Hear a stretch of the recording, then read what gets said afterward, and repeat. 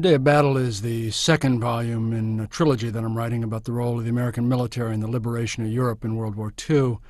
And I grew up as an Army brat in the 1950s and 1960s in an Army where World War II was very much a presence. It was a living, breathing thing. It was part and parcel of the heritage of the Army, and it was full of Army veterans who were World War II veterans like my father.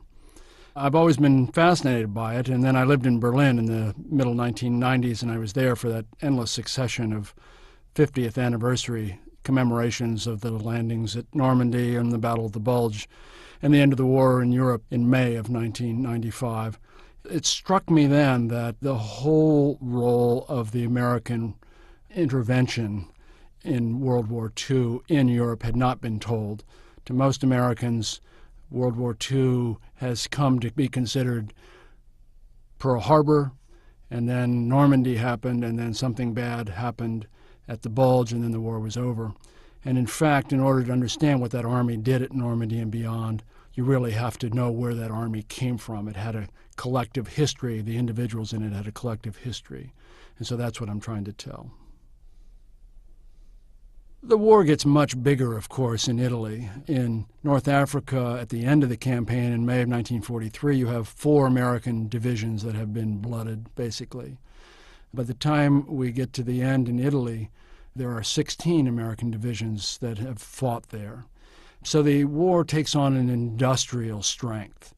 The war, of course, is not only bigger, it's bloodier and it's nastier. Rommel had described war in North Africa as Krieg ohne Hass, war without hate. And no one ever said that about the war in Italy. It becomes a nasty thing. There's a lot of killing of prisoners on both sides. There's a lot of killing of civilians. It becomes war at its most brutish. And you find, particularly toward the end of the war in Italy, deep questions about why so many soldiers are there, why so many soldiers are fighting and dying. The world's attention, of course, shifts after June 6, 1944, to Normandy, and Italy becomes a kind of backwater. It's a cul-de-sac.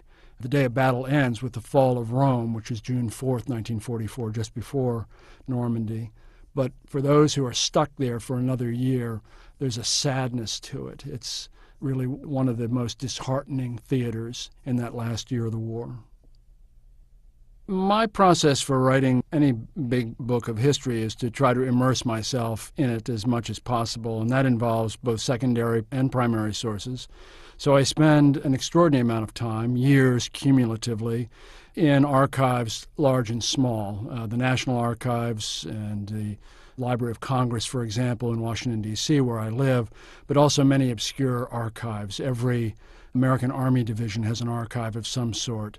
Every state university has an archive of World War II material, and some of them are quite good. I go to London, and I work there in the Imperial War Museum and their National Archive in the Little Hart Center. And then, of course, trying to master all the secondary material, everything else that everyone else has written. So I spend a great deal of preparation time looking for nuggets of material that I know are there that have not been found, not been published previously. The total archive of World War II material is said to weigh cumulatively 14,000 tons, and no one has ever looked at more than a very small percentage of that tonnage. And if you're willing to do the hard work in the archives, you can find wonderful things. That's how I go about rooting like a pig for truffles, because I know there are truffles out there.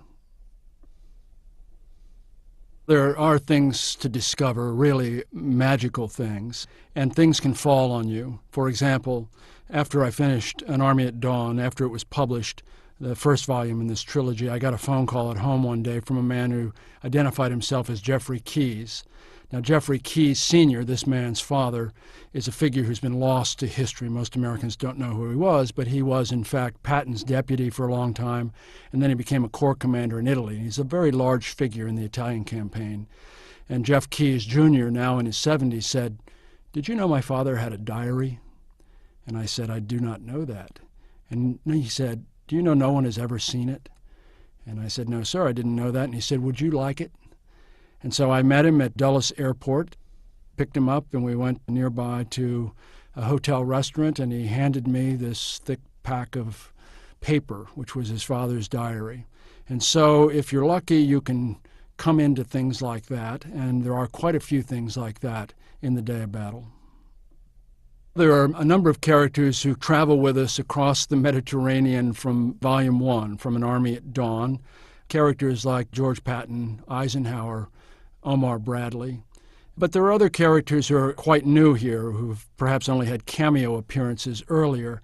Mark Clark, who is the senior American commander in Italy, and one of the most complex and intriguing characters of the whole war in any army. Lucian Truscott, who plays a very large role throughout the campaign from Sicily. He's the commander at Anzio. And we'll see Truscott again in Volume 3. Truscott is believed by some to be the most competent field commander in the American Army in World War II. And then there are others whom you've never heard of. One of my favorites is a lieutenant colonel, battalion commander named John Toffee III, who has landed in North Africa at the beginning of that campaign, fought all the way through Tunisia. He arrives in Sicily. We see him all the way to just outside of Rome, where he's killed. And I have his letters home. I have a lot of material about him. There was a very talented combat artist who was also a fine writer named George Biddle, who accompanied Toffee for about a month of the campaign. And so we have Biddle's really quite brilliant account. So there are the known and the unknown, and the effort is to weave them together. Certainly, the first obligation is to remember, and it's just critical that now, more than 60 years after the war ended, that we remember what they did, what they went through, what they suffered and endured, what they sacrificed. So I hope that this reinforces that impulse to remember, which I think is quite strong among Americans and others who had contingents in World War II. I hope what people also see out of it, first of all, is that it's a really magnificent yarn. It's the greatest story of the 20th century. It's the equivalent of our Iliad in terms of the story being told. Certainly, when you read a book about war in a time of war, as we are now, or you hear a book about war when we're in a time of war, there are resonances that I think are not necessarily there when you're reading it or hearing it in a time of peace. One of the resonances that certainly come out of the Italian campaign is how hard it is, how brutal it is. To me, I think of Iraq, having been to Iraq for the invasion there. I see and hear resonances all the time with our current war.